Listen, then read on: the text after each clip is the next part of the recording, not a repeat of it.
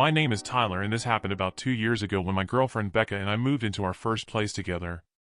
Becca and I had been dating for almost 3 years at that point. She's the kind of person who researches everything before committing to it. She had a spreadsheet for apartments before we even started looking, with columns for neighborhood safety scores, commute times, and proximity to grocery stores. I'm not exaggerating.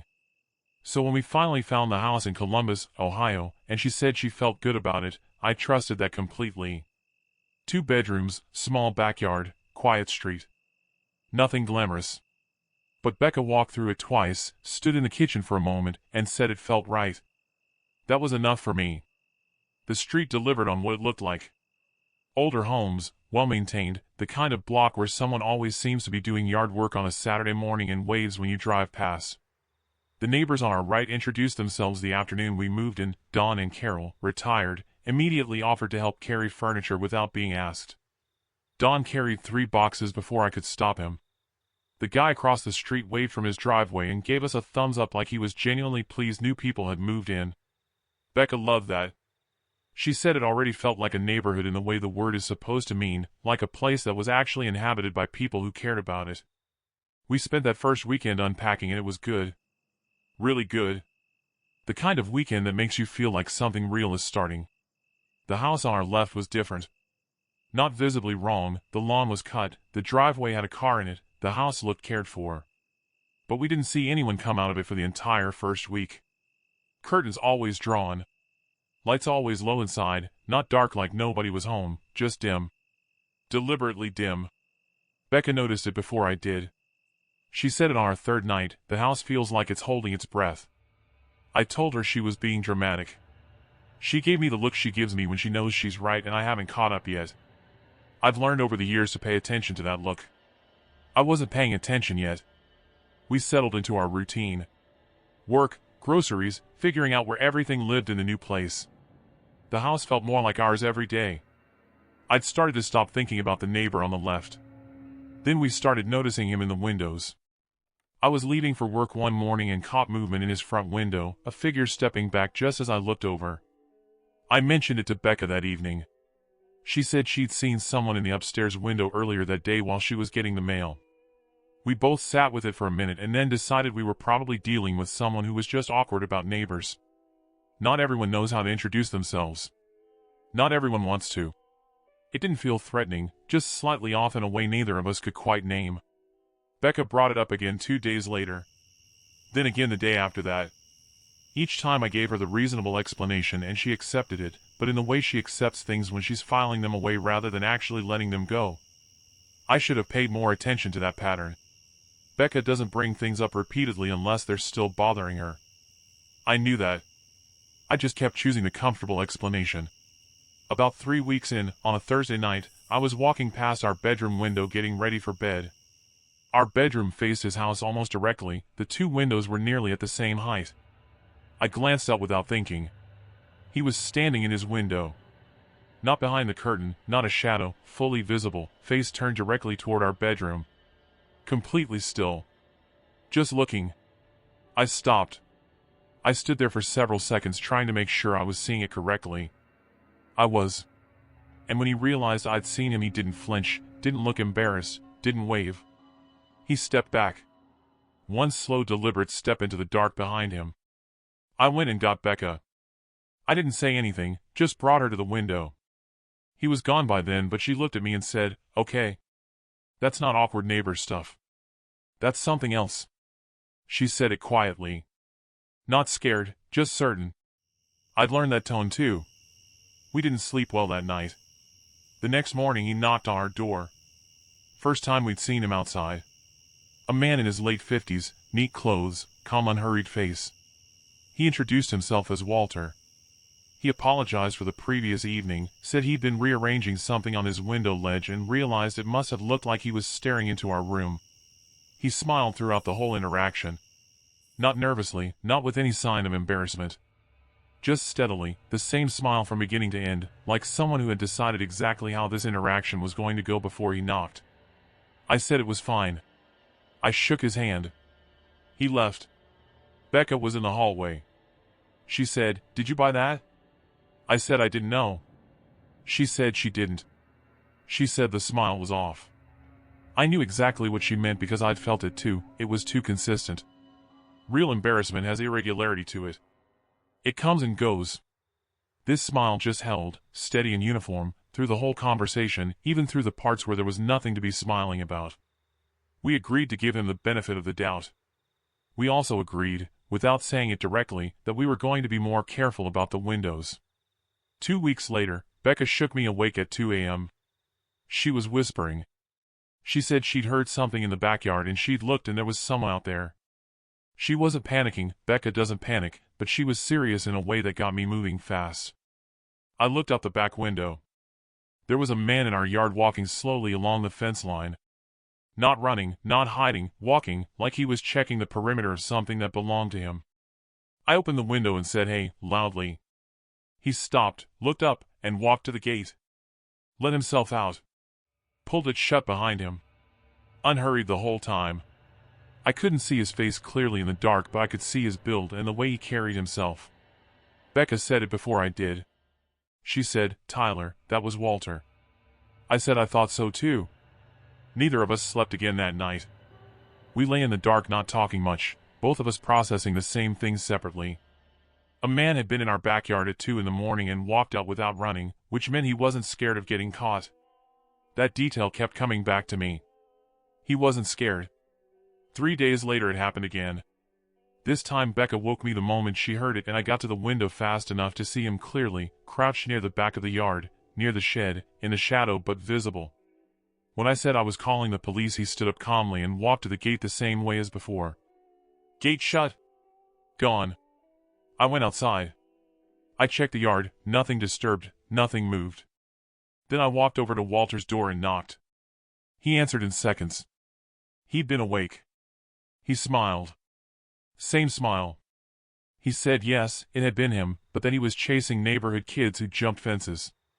Said they came from his yard into ours all the time and he'd been trying to catch them. Said it happened regularly and we'd get used to it eventually. He said all of it warmly, helpfully, like he was doing us a service by explaining it. I nodded. Said okay. Went home. Becca was waiting. I told her what he said. She stared at me for a moment and said, he's practicing a story. He has a prepared answer for everything. She wasn't angry when she said it. She was just stating a fact she'd arrived at.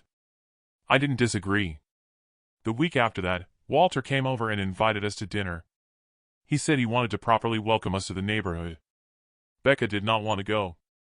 She said it felt wrong and she trusted that feeling.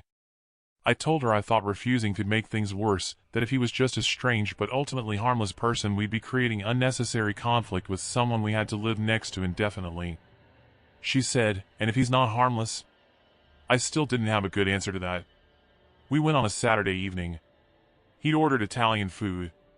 His house was clean but oddly sparse, not the clean of someone who maintains their space, but the clean of someone who doesn't really inhabit it. Not much on the walls. Not much on the shelves. Like a waiting room that had been arranged to look like a home. During the meal he was fine at first. He asked about our jobs, how we'd found the house, how long we'd been together. Normal questions. Becca was polite and quiet. I did most of the talking and I was aware the whole time that I was filling silence to prevent something, though I couldn't have said exactly what. Then he refilled his glass a third time and something in the room shifted. He started making comments about the neighborhood. Casual at first, how long he'd been there, what the street used to be like. Then less casual. He said something about the house looking different with us in it. He said it while looking at Becca directly. She looked at me. I asked him what he meant. He didn't dress it up. He said he'd lived on that street for 22 years and he intended to keep it a certain way. He said the neighborhood had a particular character that he'd worked hard to protect and that he wasn't willing to watch that change. He said it plainly, without apology, without lowering his voice, looking at both of us like he was explaining something that should have been obvious to us from the beginning. Becca set her fork down on the table. He kept going. Louder. He said things that made it completely clear what he thought of us being there, not as vague complaints about the neighborhood but specific, directed, ugly. He said he'd been the one going into our backyard. He admitted it without hesitation, like it was something we should already have understood was his right. He said we weren't welcome on that street and he intended to make sure we understood that. Becca stood up. I stood up. We walked out of his house without a word and went directly back to ours. Becca locked the door behind us and we stood in the kitchen and neither of us said anything for a few minutes. Then she said, "I want to leave this house." I said, "I know." "Me too." We stood there a little longer. Neither of us cried. We were past that. That night I filed a report about the trespassing, not the dinner, because the dinner wasn't illegal even though it should have been. We talked about cameras. We talked about lawyers. We told ourselves we weren't going to let one person take something from us. I believed that when I said it. The next 2 weeks were the hardest stretch of the whole thing. Walter went quiet. No windows, no yard, no knocking at our door. Curtains drawn, car in the driveway, nothing visible. And somehow that silence was worse than the pattern we'd been living with. Because we knew he was in there. He was always in there. Just 10 feet away on the other side of that wall. Becca started checking the back door before bed every night, twice. I started leaving the hallway light on. We didn't discuss either of these things. They just became part of what we did. We moved through our own house differently, quieter, more careful, like guests in a space that might be watched.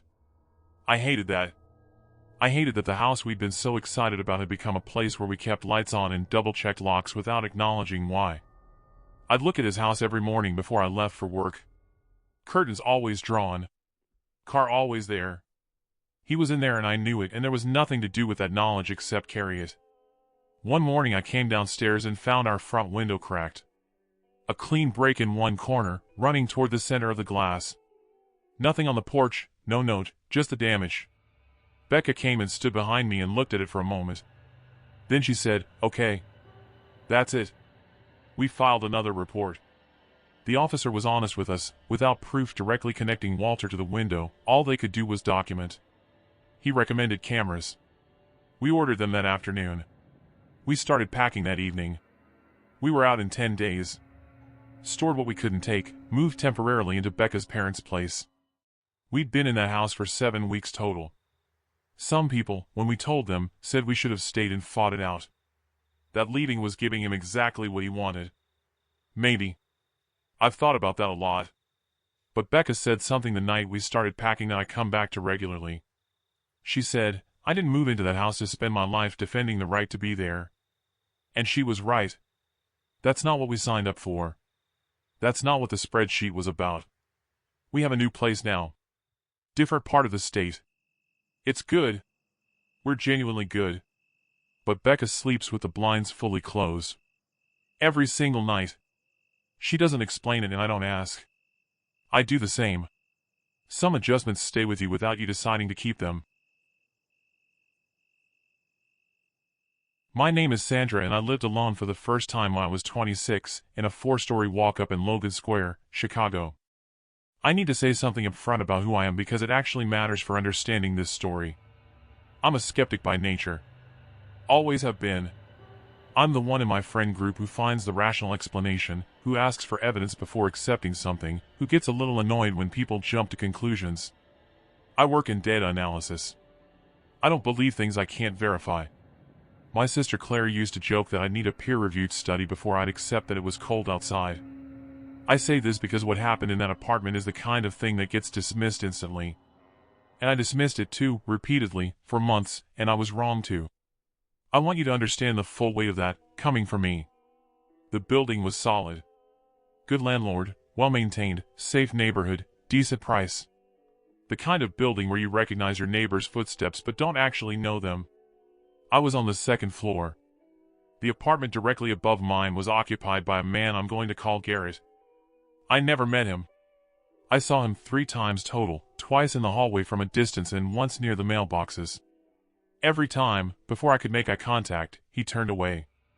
Not rudely. Just deliberately, like it was a practice thing.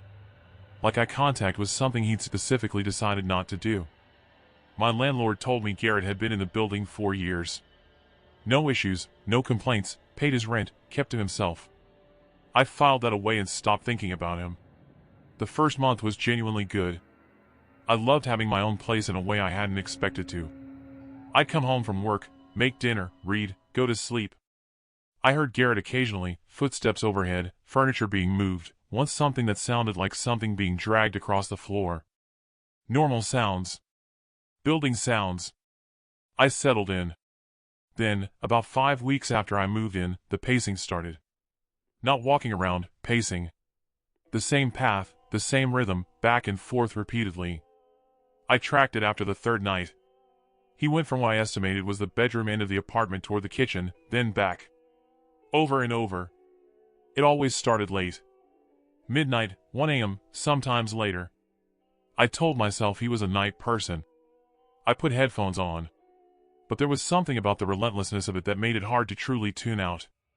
It wasn't loud, it was the pattern that got to me.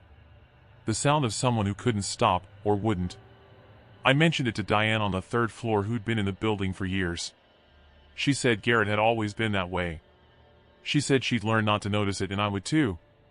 She was completely unbothered. I decided if Diane wasn't concerned, I shouldn't be either. I wasn't fully not concerned. But I told myself I wasn't most of the time that was enough. About 6 weeks in, the knocking started. I was nearly asleep when I heard it. 2 knocks on the ceiling, directly above where I was lying. Not loud. Deliberate. 2, then a pause, then 2 more. Same spot, same rhythm. I told myself a book had fallen. I lay back down. It happened the next night. And the next. Every night for 2 weeks, always when I was in bed, always the same pattern. Never during the day. Never when I was in the kitchen or sitting at my desk. Only when I was lying down in the dark. I started keeping a log. Dates, times, duration, exact position in the room. It's what I do, I document things. The pattern was obvious within days.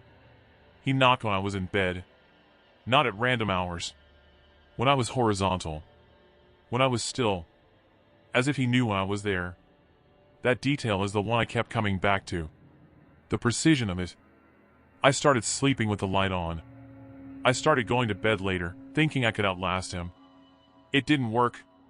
2 a.m., 3 a.m., whenever I finally lay down, the knocking would come. He wasn't on a schedule. He was on mine. I called Claire during this period more than I had in years. She lived 40 minutes away and she was the person I called when something felt wrong. She always had been. She listened carefully every time. She never told me I was imagining it or overreacting. She asked questions, she helped me think through what to do, and when I said I was fine she said, "Okay, but I'm here if you're not." That meant a lot.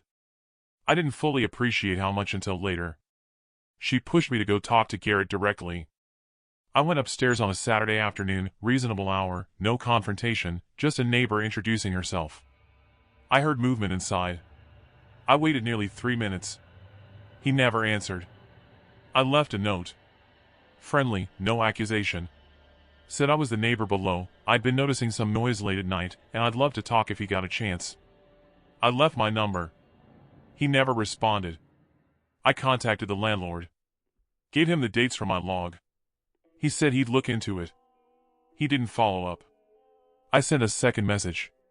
He replied that Garrett had been a reliable tenant for 4 years and he didn't want to create problems over noise, but that I should continue documenting if it was ongoing. I kept documenting. The knocking kept happening. What I didn't tell the landlord, what I didn't tell anyone at the time, not even Claire, was what the knocking was doing to me inside my own apartment. I started moving differently in my bedroom. Quieter, more careful, like I was the one being monitored. I'd catch myself lying completely still in bed not because I was comfortable but because some part of me wanted to not confirm I was there. Which was irrational, I knew that. He clearly knew I was there. But the precision of it, always when I was lying down, always directly above me, made me feel tracked in a way I couldn't shake. I got good at managing it during the day.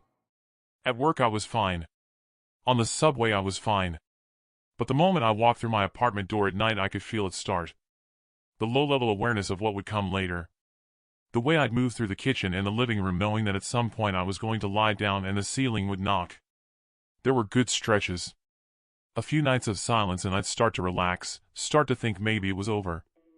And then it would start again and everything I'd rebuilt would collapse immediately. About 2 months in, I fell asleep faster than I had in weeks. I woke up in the dark and I didn't know what had woken me. I lay still for a moment, disoriented. And then I heard footsteps. Not from above. not pacing on a ceiling. These were at floor level. In my apartment. Moving through the hallway just outside my bedroom. I looked toward the doorway. There was someone standing in it. A shape. A person. Standing in the opening of my bedroom door, facing into the room. Not moving. Just there in the dark. I want to be precise about what I know and what I don't, because I'm that kind of person. I know I was awake. I know my eyes had adjusted. I know what I saw. It was a person standing in my bedroom doorway. I couldn't scream. My voice simply didn't work. I sat rigid in the bed and stared. The shape turned. It walked back down the hallway. I heard my front door open. I heard it close. I turned on every light I could reach. I went through the apartment room by room with a kitchen knife because that's what was in the drawer nearest to me, and it was the only thing I could think to do. No one was there. The apartment was empty. The front door was unlocked. I locked that door every night. The same way, the same moment, last thing before bed, every single night, since the first night I ever lived alone. It was the one habit I never broke. The door was unlocked. I called 911. 2 officers came, went through the apartment, found nothing. No signs of forced entry. They asked if I was sure someone had been there. I said yes. They knocked on Garrett's door, no answer, appeared not to be home. They wrote up the report and left. I called Claire. She was in her car within minutes and at my door in under an hour. She walked in and hugged me and I started crying and couldn't stop for a while. She stayed for 3 days. She slept on my couch and she made coffee in the mornings and she didn't make me talk about it until I was ready. She just being there, the fact of her being in the apartment with me, was the thing that allowed me to sleep. When she left I sent the landlord everything. The full log, the unanswered note, the 2 messages he hadn't followed up on, the police report number, the date and time of the figure in the doorway. I told him I needed this addressed or I was contacting the city housing authority and a tenants' rights lawyer. He called me within the hour. He said he'd talked to Garrett directly. 2 days later, Garrett's name was gone from the mailbox. I don't know if he was asked to leave or left on his own. I don't know what the landlord said to him. His unit was empty from that point until I moved out. I stayed for 2 more months. Nothing happened. The building was quiet. By every objective measure the situation was resolved. But I couldn't get back to normal. I couldn't sleep facing the doorway. I started pushing my dresser to partially obstruct it at night, not blocking it, just enough that movement would make sound. I checked the front lock every night, then checked it again, then sometimes got up at 3 a.m. to check it a 3rd time and lay awake afterward anyway. I knew the apartment was safe. That knowledge lived in my head. It didn't reach the rest of me. I talked to Claire about all of this. She was the only person I told the full version to, not the edited version I gave other people, but the actual one. She never once suggested I'd imagine the figure. Not as a comfort, not as a throwaway line, not in any form. Every time we talked about it she treated it as real because she believed it was real. I've thought about what that meant to me more than she probably knows. I moved out on a Sunday in March. Told most people it was just time for a change. It's hard to explain the real reason without watching someone's face do the thing where they're trying to decide if they believe you. I was tired of that face. Some people, when I've told pieces of this story, say I probably imagined the figure. That prolonged sleep deprivation and stress can create exactly that kind of experience. I've thought about it seriously. I'm the kind of person who takes that kind of explanation seriously.